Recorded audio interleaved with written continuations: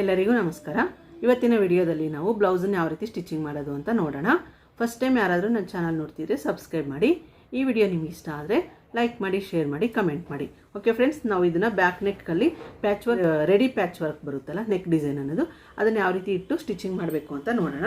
ಮೊದಲು ನೋಡಿ, ನಿಮಗೆ ರಾತ್ರಿ ತೋರಿಸಿದ್ನಲ್ಲ ಪ್ಯಾಚ್ ವರ್ಕ್ ಯಾವ ರೀತಿ ಇರುತ್ತೆ ಅಂತ, ಅದನ್ನು ಈ ರೀತಿ ಕಟಿಂಗ್ ಅನ್ನೋದು ಮಾಡಬೇಕಾಗುತ್ತೆ. ನೋಡಿ, ಈ ಸೈಡಲ್ಲಿ ಇದು ಯಾವ ರೀತಿ ಡಿಸೈನ್ ಇದ್ದರೆ ನೀಟಾಗಿ ಅದೇ ರೀತಿ ಕ್ಲಾತ್ ಅನ್ನೋದು ಕಟ್ ಮಾಡಿಬಿಡಿ. ಈ ರೀತಿ ಕಟ್ ಮಾಡಿದ್ಮೇಲೆ ಇಲ್ಲಿ ನೀವು ಕಾಲು ಇಂಚಷ್ಟು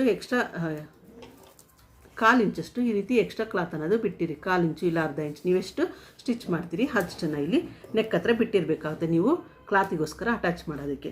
ಅದೇ ರೀತಿ ಇಲ್ಲಿ ಸ್ಲೀವ್ಸು ಅಷ್ಟೇ ನೋಡಿ, ಸ್ಲೀವ್ಸನ್ನು ನೀಟಾಗಿ ಕ್ಲಾತ್ ಅನ್ನೋದು ಕಟ್ ಮಾಡಿಬಿಡಿ. ಎರಡೂ ಕಡೆ ನೀವು ಇಲ್ಲೂ ನೀಟಾಗಿ ಕಟ್ ಮಾಡಿ, ಇಲ್ಲೂ ನೀಟಾಗಿ ಕಟ್ ಮಾಡಿ, ಕ್ಲಾತ್ ಅನ್ನೋದು ಬಿಡಬೇಡಿ. ಅದೇ ರೀತಿ ಫ್ರಂಟ್ ನೆಕ್ಕು ಅಷ್ಟೇ ನೀವು ಈ ರೀತಿ ಕ್ಲಾತ್ ಅನ್ನೋದು ನೀಟಾಗಿ ಕಟ್ ಮಾಡಬೇಕು. ನೋಡಿ, ಈ ರೀತಿ ಎಲ್ಲನೂ ನಾನು ಕಟ್ ಮಾಡಿ ಇಟ್ಟಿದ್ದೀನಿ. ಈ ರೀತಿ ನೀವು ಕಟಿಂಗ್ ಅನ್ನೋದು ಮಾಡಬೇಕು.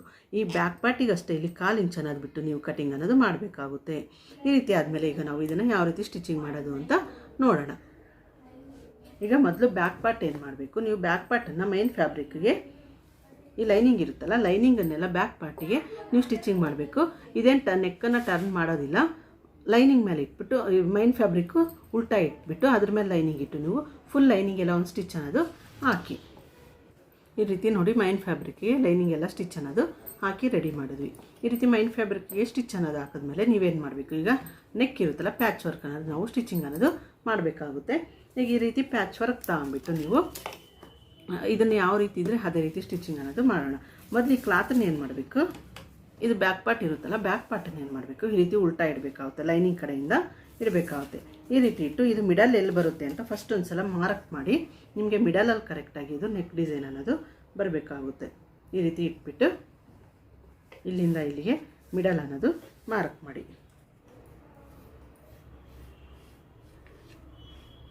ಈ ರೀತಿ ಮಿಡಲ್ ಮಾರ್ಕ್ ಮಾಡಿಬಿಟ್ಟು ಈಗ ಓಪನ್ ಮಾಡಿ, ಇದು ಲೈನಿಂಗ್ ಮೇಲೆ ಇಟ್ಟು ನಾವು ಸ್ಟಿಚಿಂಗ್ ಅನ್ನೋದು ಮಾಡಿ ಟರ್ನ್ ಮಾಡಬೇಕಾಗುತ್ತೆ.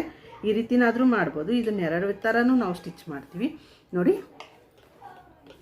ಇದನ್ನು 2 ಥರ ಸ್ಟಿಚ್ ಮಾಡ್ಬೋದು. ಈ ರೀತಿ ಕ್ಲಾತ್ಗೆಲ್ಲ ನಾವು ಲೈನಿಂಗ್ ಜಾಯಿಂಟ್ ಮಾಡಿಬಿಟ್ಟು ಇದ್ರ ಮೇಲೆ ಇಟ್ಬಿಟ್ಟು ಟರ್ನ್ ಮಾಡಿ ಸ್ಟಿಚಿಂಗ್ ಅನ್ನೋದು ಮಾಡ್ಬೋದು. ಇಲ್ಲಾಂದರೆ ಏನು ಮಾಡ್ಬೋದು, ನೀವು ಈ ಮೈನ್ ಫ್ಯಾಬ್ರಿಕ್ ಇರುತ್ತಲ್ಲ, ಫಸ್ಟ್ ಮೈನ್ ಫ್ಯಾಬ್ರಿಕ್ಗೆ ನೀವು ಸ್ಟಿಚಿಂಗ್ ಅನ್ನೋದು ಮಾಡಬೇಕು.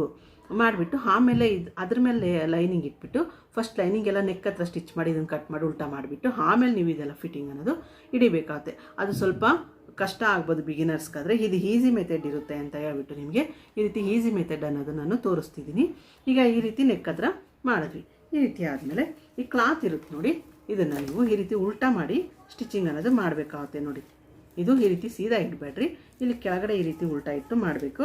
ಅದೇ ರೀತಿ ಇದು ಕರೆಕ್ಟಾಗಿ ಇಲ್ಲಿ ಮಿಡಲ್ಗೆ ಅನ್ನೋದು ಡಿಸೈನು ಬರಬೇಕಾಗುತ್ತೆ. ನಿಮಗೆ ಲೆಂತ್ ಎಷ್ಟಿದೆ ಅಂತ ನೋಡಿ, ಲೆಂತ್ ನೋಡಿಬಿಟ್ಟು ಇಲ್ಲಿ ನೀವು ಸ್ಟಿಚಿಂಗ್ ಅನ್ನೋದು ಮಾಡಿ. ಕರೆಕ್ಟು ಮಿಡಲ್ಗೆ ಬರಲಿ. ಈ ರೀತಿ ನೀವು ಇಲ್ಲಿ ಮಿಡಲಲ್ಲಿ ಕರೆಕ್ಟಾಗಿ ಇದು ಈ ಸ್ಟ್ರೈಟ್ ಪಾಯಿಂಟ್ ಇರುತ್ತಲ್ಲ, ಇಲ್ಲಿ ನೆಕ್ ಅನ್ನೋದು ಇದು ಮಿಡಲ್ ಇರಬೇಕು. ಅದೇ ರೀತಿ ಇದನ್ನೇನು ಮಾಡಬೇಕು, ಇಲ್ಲಿ ನೀವು ಮಾರ್ಕ್ ಮಾಡಿರ್ತೀರಿ ನೋಡಿ, ಈ ಕಡೆ ಮಾರ್ಕಿಂಗ್ ಅನ್ನೋದು ಮಾಡಿರಬೇಕು. ಈ ಮಾರ್ಕಿಂಗ್ ಮೇಲೆ ಕರೆಕ್ಟಾಗಿ ಈ ರೀತಿ ಇಟ್ಟು ನೀವು ಸ್ಟಿಚಿಂಗ್ ಅನ್ನೋದು ಮಾಡಬೇಕಾಗುತ್ತೆ. ಈ ಕ್ಲಾತನ್ನು ಈ ರೀತಿ ನೀವು ಈ ರೀತಿ ಸರಿಸಿದ್ರೆ ನೀವು ಕ್ಲಾತ್ ಅನ್ನೋದು ಇದು ಸರಿಯುತ್ತೆ ಟೈಟಾಗಿ. ಇದು ಯಾವ ರೀತಿ ಬೇಕಾದರೂ ನಾವು ನೋಡಿ, ಇದನ್ನು ಯಾವ ರೀತಿ ಬೇಕಾದರೂ ಈ ರೀತಿ ಸ್ವಲ್ಪ ಬೆಂಡ್ ಮಾಡಿ ಸ್ಟಿಚಿಂಗ್ ಅನ್ನೋದು ಮಾಡ್ಬೋದು. ಅದರಿಂದ ನೀವು ಸ್ವಲ್ಪ ಕ್ಲಾತನ್ನು ಈ ರೀತಿ ಸರಿಸ್ಬಿಟ್ಟು ನೀವು ಸ್ಟಿಚಿಂಗ್ ಅನ್ನೋದು ಮಾಡಿದಾಗ ನಿಮಗೆ ಕರೆಕ್ಟಾಗಿ ಬರುತ್ತೆ. ಈ ರೀತಿ ನೀವು ಸ್ಟಿಚಿಂಗ್ ಅನ್ನೋದು ಮಾಡಬೇಕಾಗುತ್ತೆ. ಈಗ ಮೊದಲಿಂದ ತೋರಿಸ್ತೀನಿ ನೋಡಿ. ಇದನ್ನು ಈ ರೀತಿ ಇಡಿ, ಮಿಡಲ್ಗೆ ಇಟ್ಬಿಟ್ಟು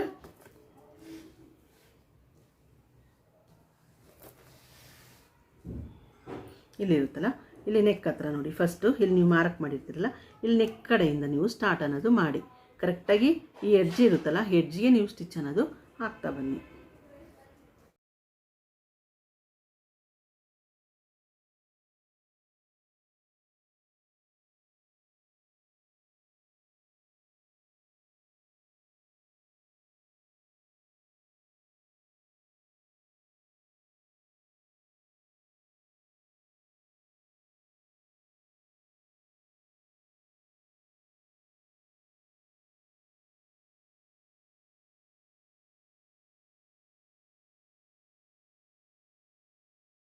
ಈ ರೀತಿ ನಿಧಾನ ಸ್ಟಿಚ್ ಮಾಡಿ. ಇದು ಯಾವ ರೀತಿ ನೆಕ್ಕಿದ್ರೆ ಅದೇ ರೀತಿ ಸ್ಟಿಚಿಂಗ್ ಅನ್ನೋದು ಮಾಡ್ತಾ ಬನ್ನಿ.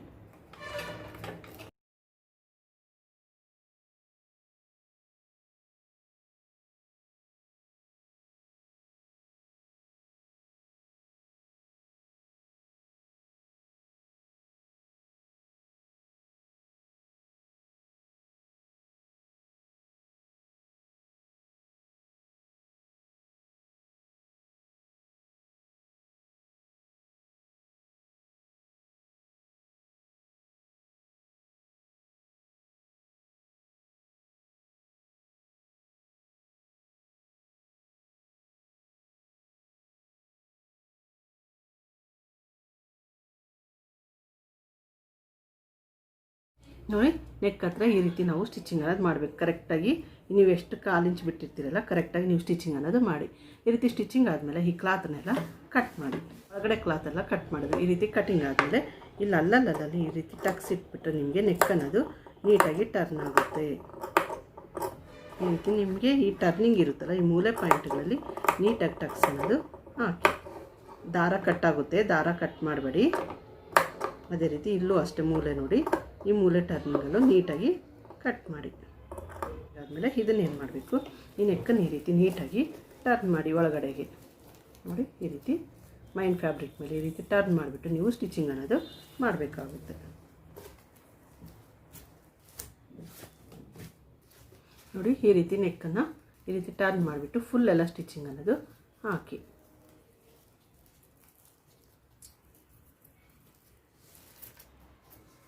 ಈ ರೀತಿ ನೆಕ್ ಇಟ್ಬಿಟ್ಟು ಫುಲ್ ಎಲ್ಲ ಸ್ಟಿಚ್ ಇದೆ ಯಾವ ರೀತಿ ಇದ್ದರೆ ನೀವು ಮಾರ್ಕ್ ಮಾಡಿರ್ತೀರಿ ಅದೇ ರೀತಿ ಸ್ಟಿಚಿಂಗ್ ಅನ್ನೋದು ಹಾಕಿ.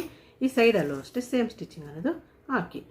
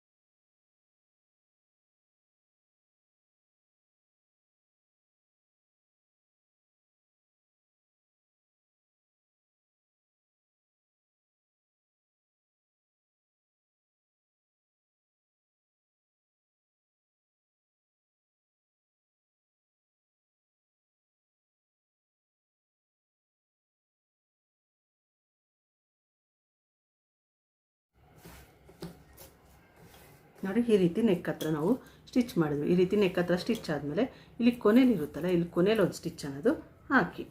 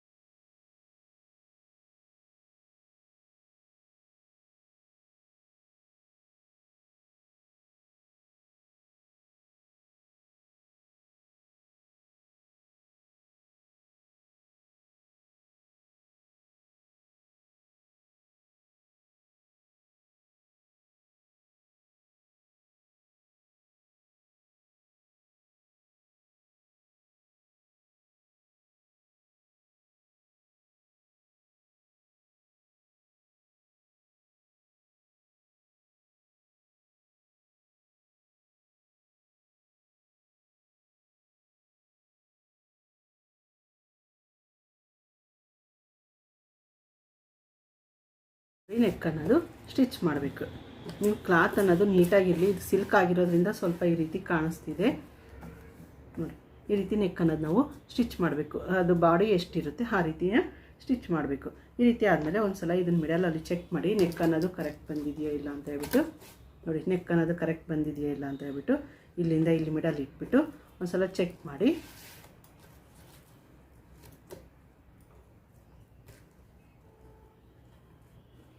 ಓಕೆ ಫ್ರೆಂಡ್ಸ್, ಎಲ್ಲ ಕರೆಕ್ಟಾಗಿ ಬಂದಿದೆ. ಈ ರೀತಿ ಬ್ಯಾಕ್ ಪಾರ್ಟನ್ನು ಸ್ಟಿಚ್ ಮಾಡಿದ್ಮೇಲೆ ಹೀಗೇನು ಮಾಡಬೇಕು, ನೀವು ಫ್ರಂಟ್ ಪಾರ್ಟ್ ಇರುತ್ತಲ್ಲ, ಇಲ್ಲಿ ಫ್ರಂಟ್ ಪಾರ್ಟ್ ಕಡೆನೂ ನೀವು ಸ್ಟಿಚಿಂಗ್ ಅನ್ನೋದು ಮಾಡಬೇಕು.